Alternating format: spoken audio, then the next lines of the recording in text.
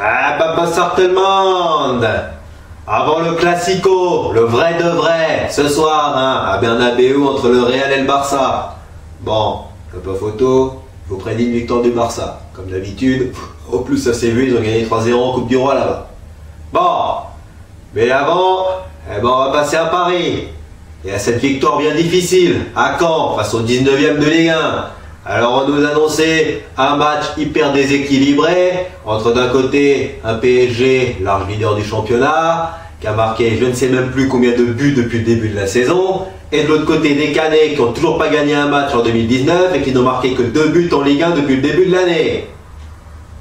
Bah le match n'a pas été si déséquilibré que ça, même si, logique, on a eu le plus d'occasions. Et c'est quand même un miracle que les Canets rentrent à la mi-temps à 0-0. 4 montants touchés, un but refusé. Voilà notre bilan au premier mi-temps. La barre, une autre barre canaise, la barre, le poteau et Di Maria malheureux puisque son but est refusé pour hors-jeu. À la mi-temps, on doit mener au moins 2-0. S'il n'y avait pas eu la réussite avec eux. Allez, faut quand même dire que l'équipe secondée par Roland Tournevis, elle a bien la baraquin, elle a eu bien de la chance. Et encore, elle a poussé la chance jusqu'au bout, puisque c'est eux qui ouvrent le score, sur un coup franc où on n'est pas attentif du tout. Un coup franc qui rappelle un but qu'on avait encaissé à Strasbourg l'année dernière. Pas le match aller de cette saison, mais le match de la saison précédente. Où voilà, D'Acosta bien seul avait marqué. Bah là, c'est à peu près pareil. Ninga, il a mis combien de buts depuis le début de la saison? Combien? 1, 2, même pas 5. Quand on sait que le meilleur buteur canet c'est Crivelli avec 5 pions. Et encore, Roland Tournevis, il l'a mis sur le terrain juste pour qu'il mette des coups de coude à nos défenseurs. Carton au bout de 45 secondes de jeu. Et Kurzawa par terre. Alors voilà.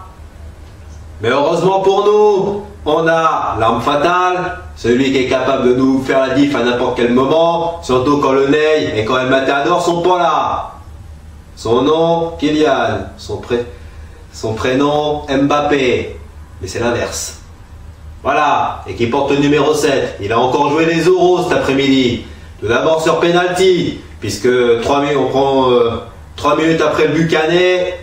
Eh ben, penalty, balle de Di Maria, Diaby glissante, main.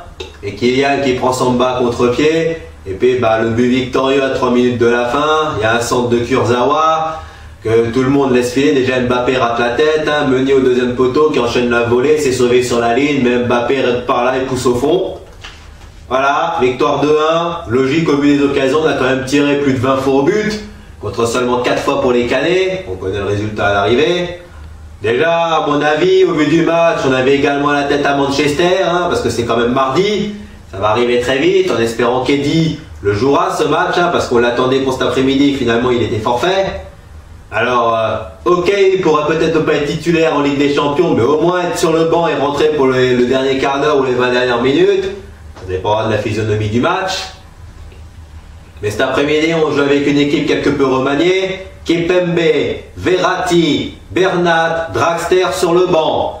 Avec des joueurs comme Nkunku, Diaby, ou encore Di Maria qui joue attaquant aux côtés de Mbappé. L'équipe avait quand même fière allure. Et voilà, on a quand même réalisé un bon match, même si, face à la défense regroupée canaise, même si on s'y attendait, on l'a déjà eu plus d'une fois cette saison, ce système-là. Malheureusement, la seule chose que je peux vous reprocher, les gars, c'est que ça manquait de rythme. Ça dormait. On fait des passes, on se refait des passes, ça va pas assez vite. À chaque fois qu'un joueur qui a le ballon, il contrôle, il regarde, il dribble, et on passe, et notre passe. Bref, ça jouait peu, voire très peu à une touche de balle.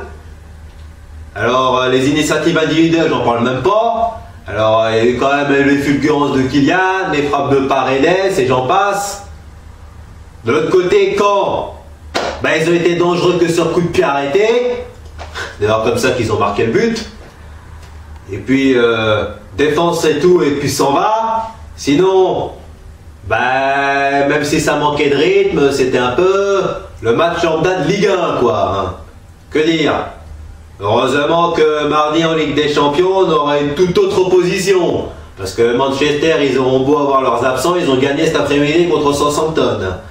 Ils ont repris leur petite marque de croisière en Première Ligue. Alors, ils s'avancent.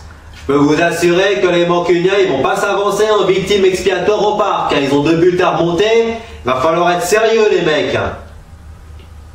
C'est tout ce qu'on vous demande. Faire ce que vous avez fait à l'aller en plus fort. Agressivité, combativité, solidarité. C'est tout. Bon. Faut dire que cet après-midi, l'objectif initial, c'était déjà de gagner pour se mettre en confiance avant le match, le rendez-vous de la semaine. Mais surtout éviter la blessure.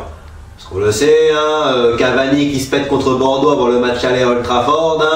Je suis sûr que pour un joueur comme Di Maria, ou encore Marquinhos par exemple, puisque Thiago Silva n'était pas là, il était même en tribune, il s'agira de ne pas louper Manchester. Voilà. Bon, sur ce, c'est encore Kylian qui a joué les euros cet après-midi, qui nous a sorti de la merde, parce que face à des canets regroupés et plutôt bons lorsqu'ils avaient le ballon, ça a été très difficile. Heureusement que l'on a le meilleur buteur des championnats, parce que sinon on ne gagnait pas ce match. Sur ce, on se retrouve en semaine pour Manchester, match retour au parc. Il va y avoir une ambiance de feu, je vous le promets tout de suite. Maintenant ce soir, je vais regarder le Classico, le vrai. Oui, on va revoir Lionel Messi claquer son traditionnel but contre le Real. Il serait bien temps parce que c'est le dernier Classico de la saison. Sur ce, bye bye tout le monde et allez Paris!